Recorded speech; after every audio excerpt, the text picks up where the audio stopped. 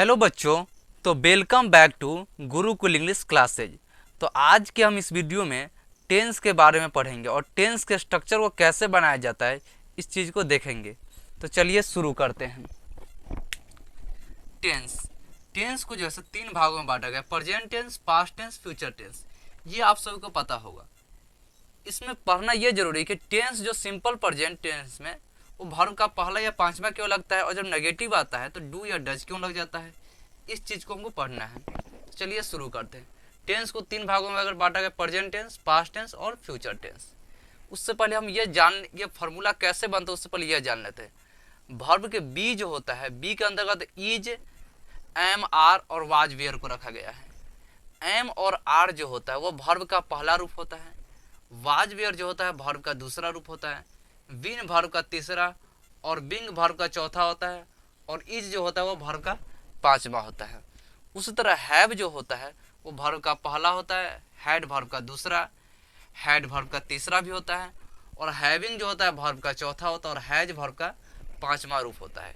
Do verb का पहला होता है, डिड वर्ब का दूसरा और डन जो होता है वो वर्ब का तीसरा रूप होता है।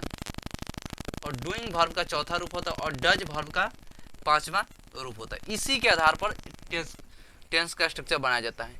ये जो है सिंपल, इसका प्रयोग सिंपल में किया जाता है। Simple present tense, simple past tense, simple future tense, इस तरह से किया जाता है। इसका प्रयोग हैव का जो फॉर्म है इसका प्रयोग परफेक्ट में किया जाता है।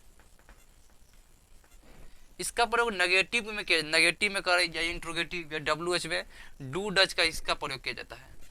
प्रेजेंट का जो मतलब होता है वर्ब का पहला या पांचवा, पास्ट का मतलब होता है वर्ब का दूसरा, परफेक्ट का मतलब होता है वर्ब का तीसरा और कॉन्टिन्यूअस का मतलब होता है वर्ब का चौथा। याद रखेंगे सीधा कि प्रेजेंट तो मतलब वर्ब का पहला या पांचवा आएगा, पास्ट है तो वर्ब का दूसरा, परफेक्ट है तो वर्ब का तीसरा, कंटिन्यूअस है तो वर्ब का चौथा। सिंपल प्रेजेंट टेंस में हम देखेंगे असर्टिव सेंटेंस को। सिंपल प्रेजेंट टेंस में सब्जेक्ट प्लस वर्ब का पहला, प्रेजेंट का मतलब ही होता है, मैंने पहले ही बता दिया है कि प्रेजेंट का मतलब ही होता है वर्ब का पहला या पांचवा। तो इसलिए असर्टिव सेंटेंस में सब्जेक्ट प्लस वर्ब का पहला या पांचवा प्लस ऑब्जेक्ट होता है।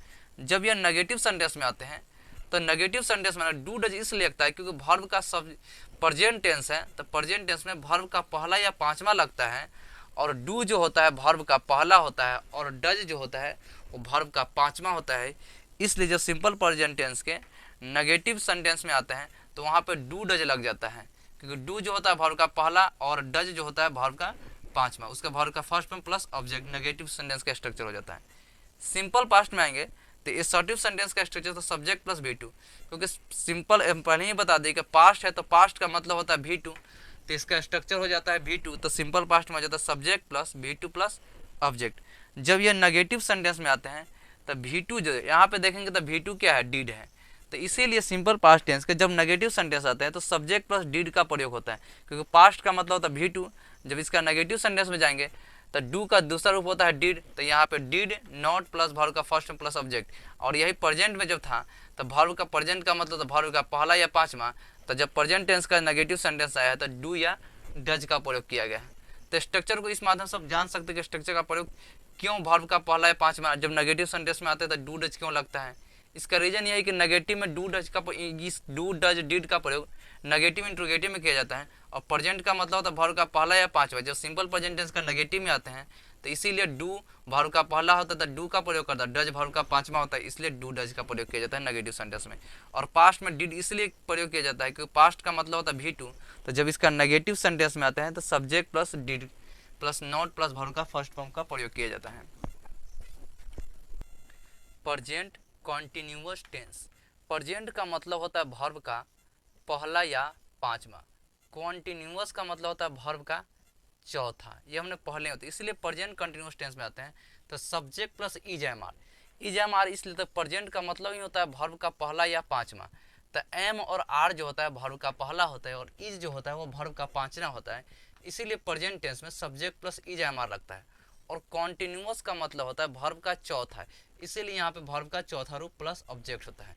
तो प्रेजेंट कंटिन्यूअस टेंस में is am are plus verb का चौथा रूप प्रयोग किया जाता है, क्योंकि प्रेजेंट का मतलब होता है वर्ब का पहला या पांचवा और कॉन्टिन्यूअस का मतलब होता है वर्ब का चौथा है, इसीलिए is am are plus verb का चौथा रूप लगता है।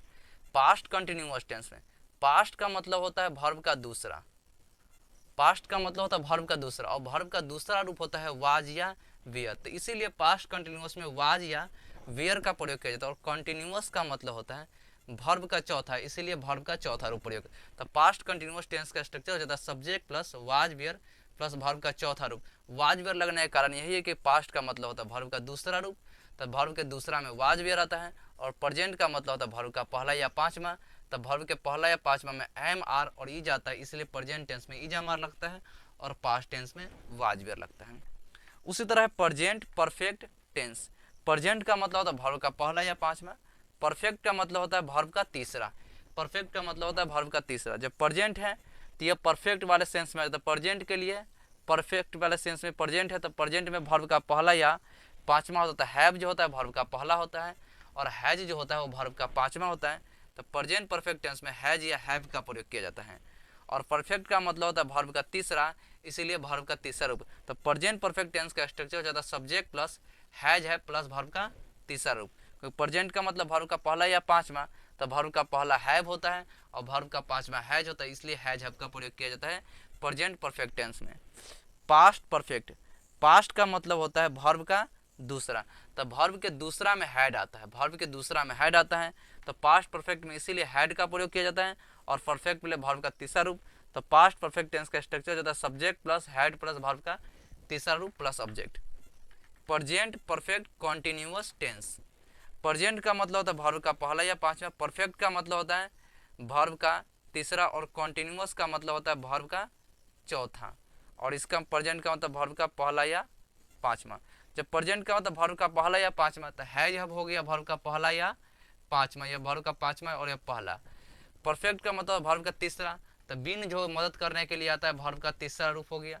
और कंटिन्यूअस का मतलब वर्ब का चौथा रूप, तो इसलिए कंटिन्यूअस का मतलब वर्ब का चौथा रूप। तो इसलिए प्रेजेंट परफेक्ट कंटिन्यूअस टेंस का जो स्ट्रक्चर होता है subject plus has have plus been plus V4 plus object. Past perfect continuous. Past का मतलब होता है वर्ब का दूसरा, तो वर्ब के दूसरा में हैड आता है, इसीलिए हैड का प्रयोग किया जाता है। परफेक्ट का मतलब वर्ब का तीसरा, तो बीन वर्ब का तीसरा, और कंटिन्यूअस का मतलब होता है वर्ब का चौथा रूप प्लस ऑब्जेक्ट। तो पास्ट परफेक्ट कंटिन्यूअस टेंस का जो स्ट्रक्चर हो जाता है subject plus had plus been plus V4 plus object. अगर वीडियो पसंद आया हो तो लाइक सब्सक्राइब एंड शेयर करिए। वीडियो देखने के लिए थैंक्स।